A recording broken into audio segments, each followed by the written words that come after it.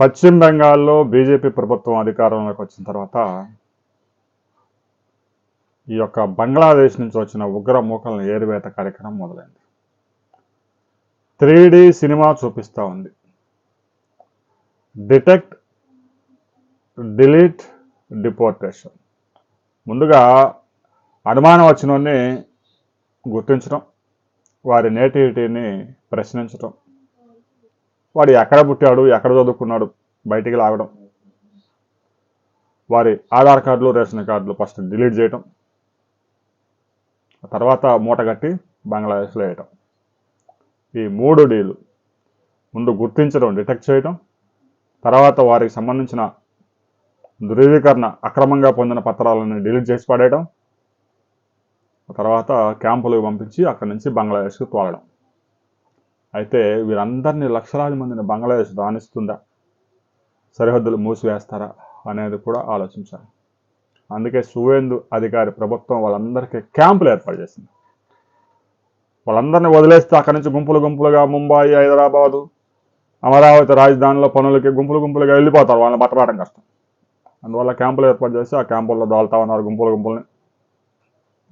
వాళ్ళ నేటివిటీని శుభ్రంగా తేల్చి, ఇదిగో వీడు బంగ్లాదేశ్ వాడు, మా దేశంలో అకరంగా చొరబడ్డాడు, నువ్వు రాణిస్తావా లేదంటే ఎన్కౌంటర్ చేసి లేపేయమంటావా అనే పరిస్థితులు రాబోతా ఉన్నాయి.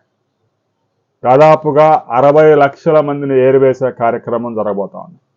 అస్సాంలో ఎలాగైతే మహంతి ప్రభుత్వం అక్కడ చొరబాటు దారుల్ని కట్టడి చేసి అస్సాంలో భద్రత ఎలా పెంచారో, పశ్చిమ బెంగాల్లో కూడా ఇటు దేశ భద్రతతో పాటుగా బెంగాల్ ప్రజల్ని పీడించే ఈ ఉగ్ర మూకల్ని ఒక్కరిని కూడా లేకుండా ఈ చెడపురుగులు మొత్తాన్ని తరిమి కొట్టే కార్యక్రమాన్ని సువేందు అధికారి ప్రభుత్వం తీసుకుంది.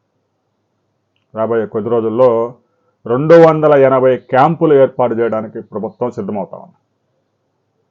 క్యాంపులు అంటే ఓపెన్ ల్యాండ్, దాని చుట్టూరు ఫెన్సింగ్, కరెంటు పెట్టడం, అనుమానం వచ్చిన వాళ్ళందరూ తీసుకొచ్చి దాంట్లో వేయడం. నేటివిటీని నిరూపించుకోవాల్సిన బాధ్యత వాడి మీదే ఉంది. ఆధార్ కార్డు పుట్టించారు, రేషన్ కార్డు పుట్టించారు, కానీ వాడు ఏ స్కూల్లో చదువుకున్నాడు, ఎక్కడ ఏ హాస్పిటల్లో పుట్టాడు, ఎక్కడ పుట్టాడు, ఏ సంవత్సరం పుట్టాడు కాగితం అంటే దొరకదు. దానికి సంబంధించిన ఫైల్స్ 40 సంవత్సరాల కిందట, 50 సంవత్సరాల కిందట తయారైన రిజిస్టర్లో ఇటు పేరు ఉండదు. అందువల్ల ఏరే కార్యక్రమం స్పష్టంగా మొదలైంది. బెంగాల్ పూర్తిగా ప్రక్షాళన కావాల్సిన అవసరం ఉంది. కేవలం బెంగాల్ డెవలప్మెంట్ కోసమే కాదు, దేశ భద్రత కోసం కూడా పశ్చిమ బెంగాల్ చాలా కీలక ప్రాంతం.